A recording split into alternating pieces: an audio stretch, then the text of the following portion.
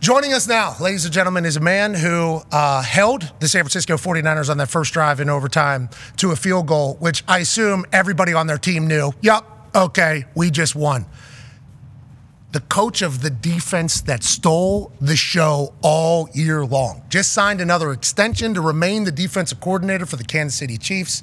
Ladies and gentlemen, defensive coordinator, Steve Spagnuolo. Yeah, go! Paisan, how we doing?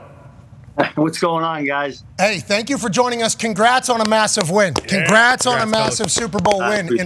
And obviously, all of our hearts and positive vibes are in the city of Kansas City with how that thing ended yesterday. Yeah. That is devastating for all parties and heartbreaking, because that's not what football is. And that's not what that parade's supposed to be about, Coach.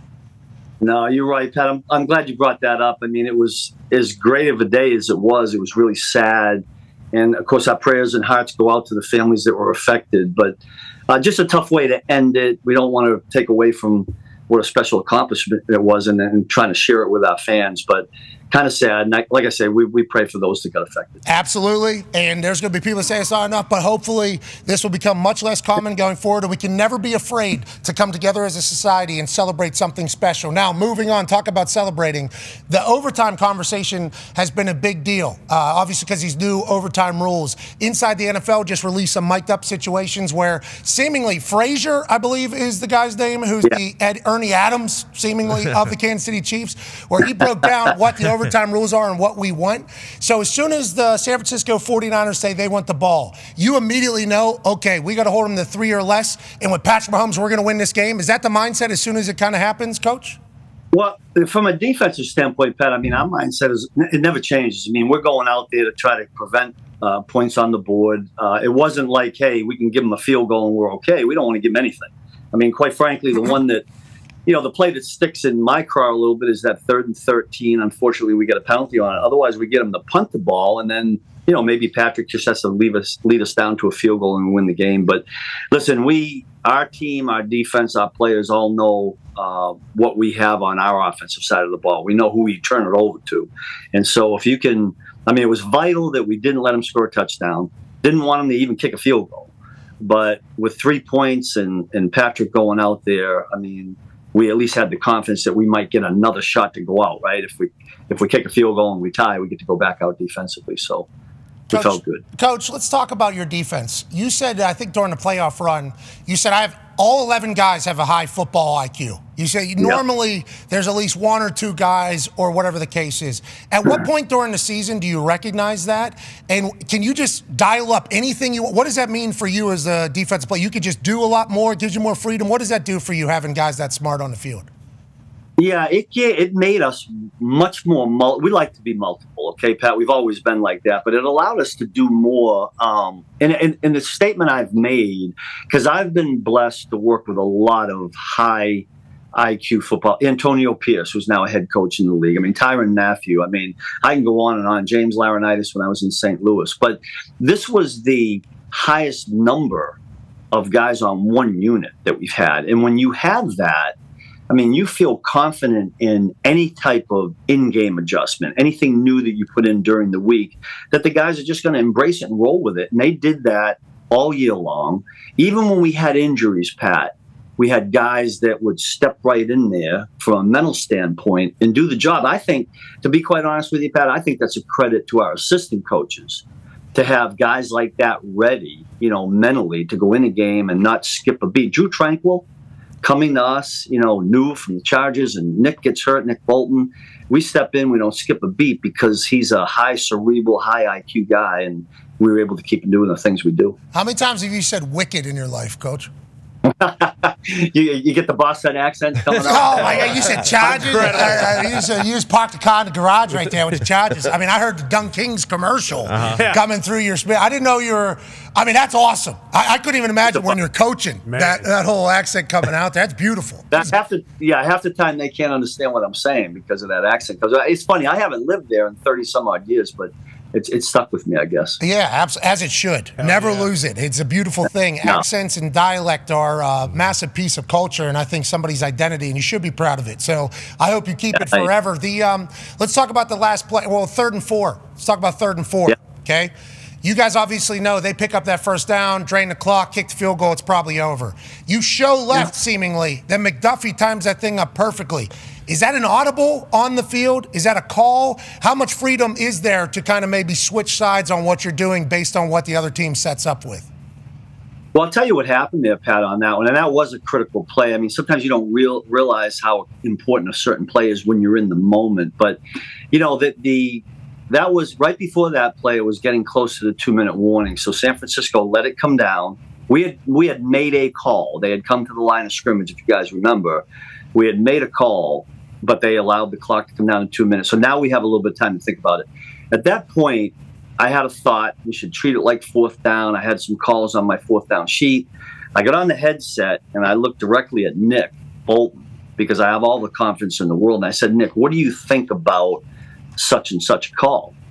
And when I saw his reaction was so, yes, let's do it. He was doing it with his hands. I said, that's the one we got to go with. So we put a new personnel in, and the guys executed what we had decided during practice that we would run, like in a critical fourth down. To us, that was like a fourth down. Like we had to win that down. And listen, credit to Nick, you know, being that confident in the call and making me feel that way. I mean, that's the confidence I have in him. And then the guys to go out there and execute. Hey, that's like Philly.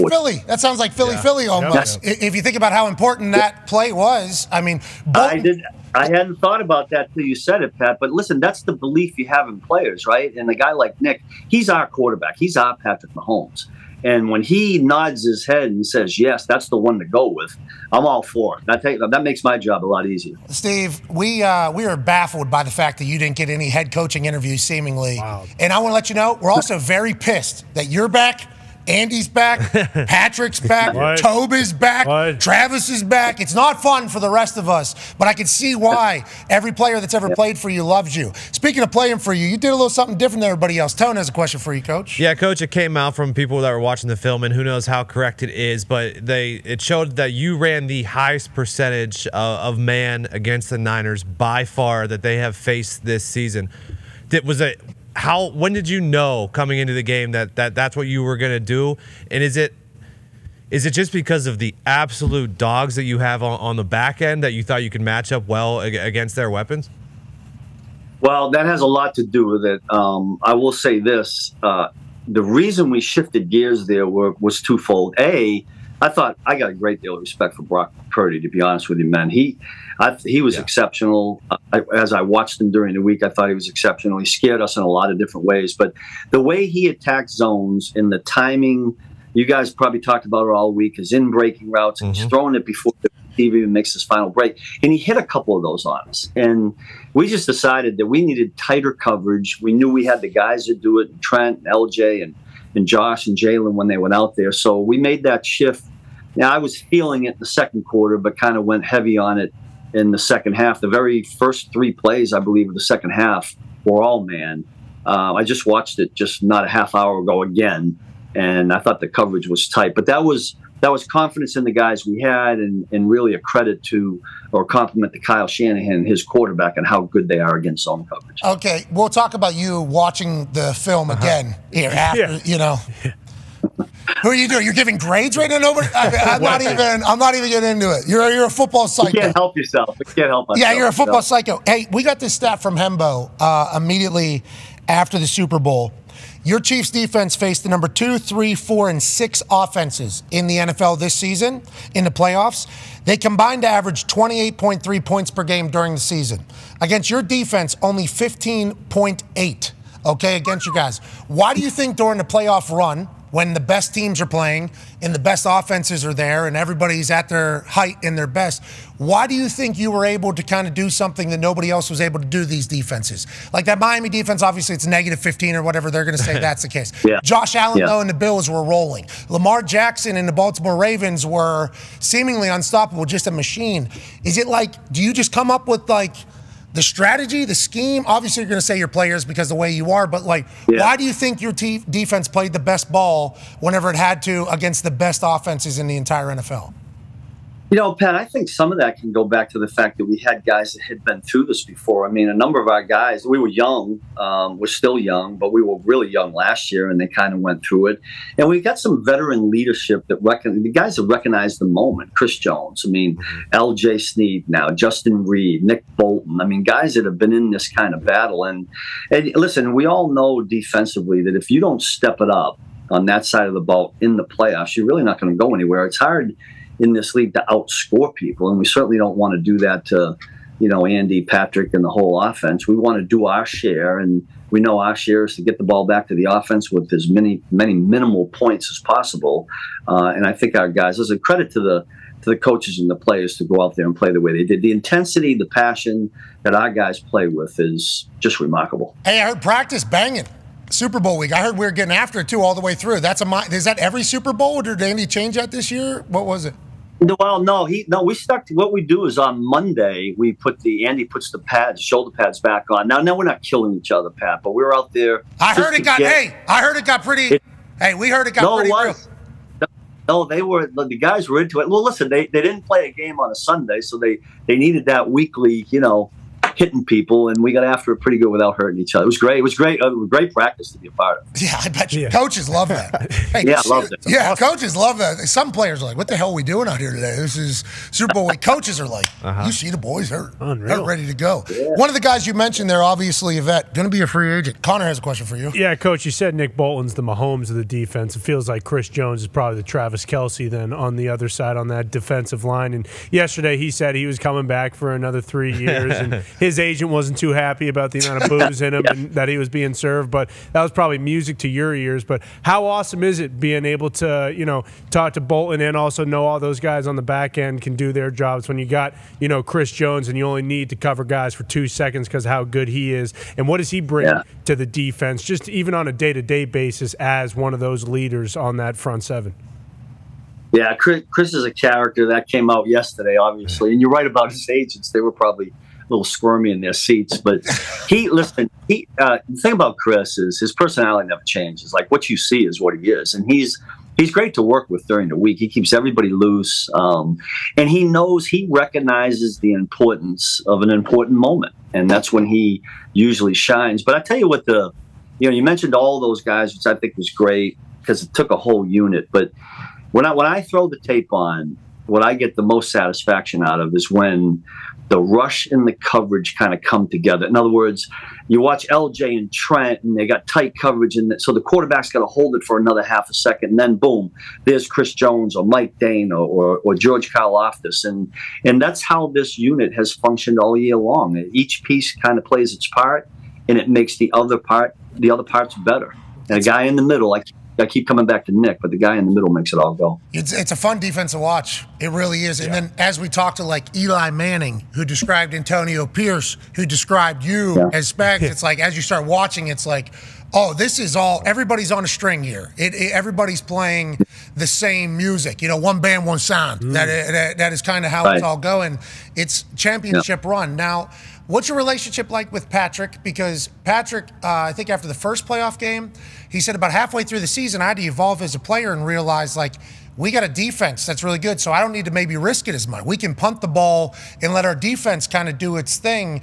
That was interesting to hear, especially from a guy who everybody wants to say, like, this is the greatest quarterback of all time. His ego could get in the way and say, like, no, offense is going to do this. So for him to be open and say, like, I had to realize that I need to not mess it up for our defense in the middle of the season. What is your relationship with him, and what do you see behind the scenes out of that guy that, like, legitimizes all the GOAT talk that's currently happening just 6 years into his NFL career? Yeah, I mean, listen, what you're saying is exactly Patrick's a team guy. He's all about winning. He's all about team. And you know, when you're on the other side of the ball, that makes you feel tremendously good. That was a huge compliment that Pat paid to all of the defensive coaches and players when he made that statement. And we believe in him the same way. And it's a two-way street here. But you watch Patrick Mahomes operate day to day. He walks by my office every day on his way to the quarterback meeting room or when he's on the field. And it's always about making all the other guys better. It's not Patrick doesn't sit out there and make it all about him. He wants to win so bad. He doesn't care how it happens, and that's the beauty of Patrick Mahomes, and it's the beauty of the rest of the guys who have all kinds of confidence in him, and they'll roll with him at any time. We rolled with him.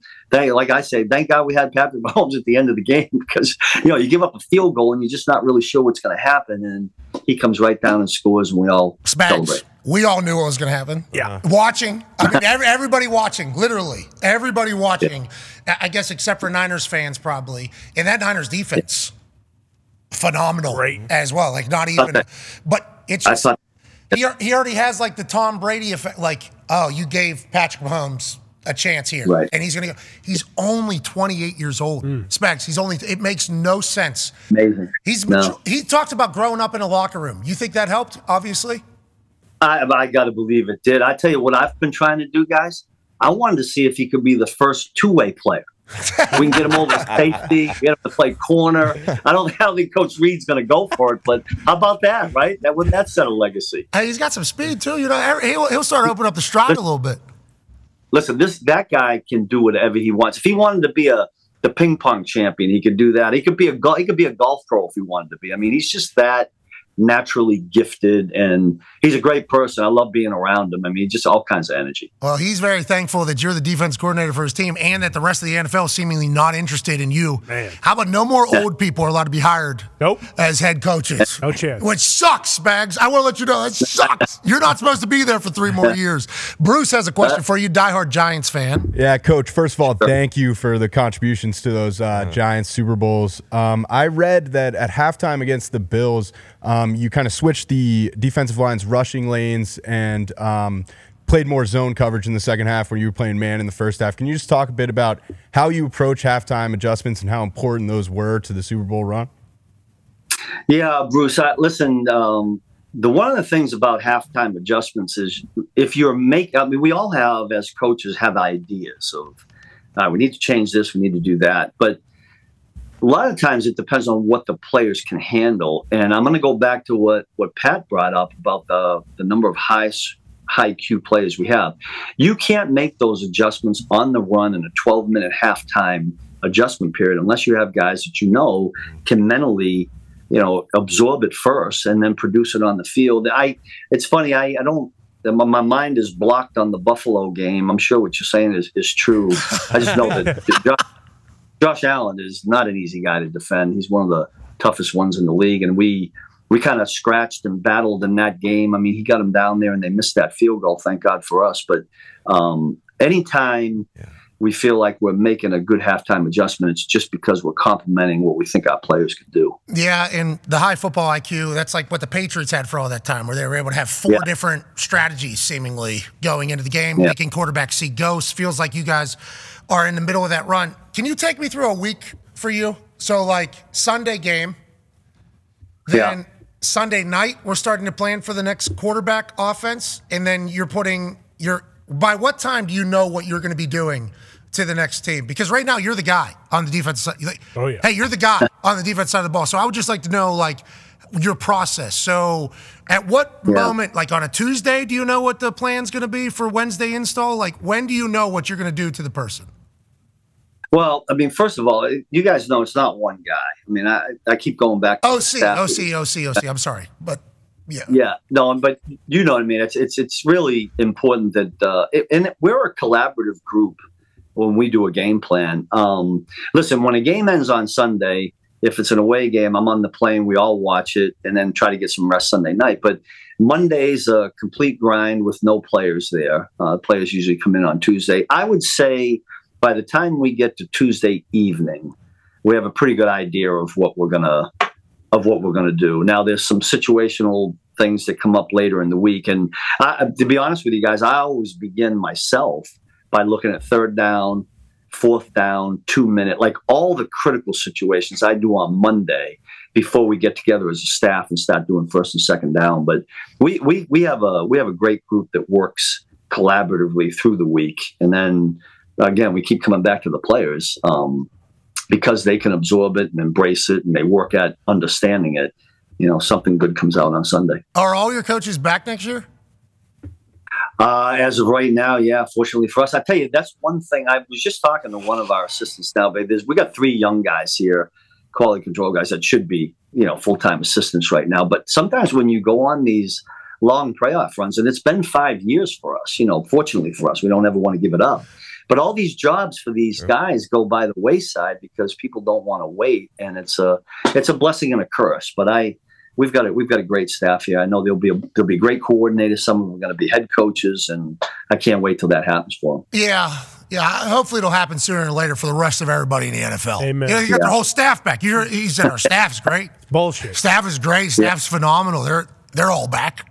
The players seemingly it's against the rules. Yeah. They're all back. Well, I tell you, the one thing I do fear, guys, we have quite a number of defensive guys whose contracts are up, and we know we can't keep everybody. One of the things I was praying for each week during the playoffs was to get another week working with these guys, because I've been in it long enough. You guys know it changes every year. That room changes, and this was one of the best rooms I've ever been blessed to have, and working with them every day was just a joy. So it'll change. Every group changes.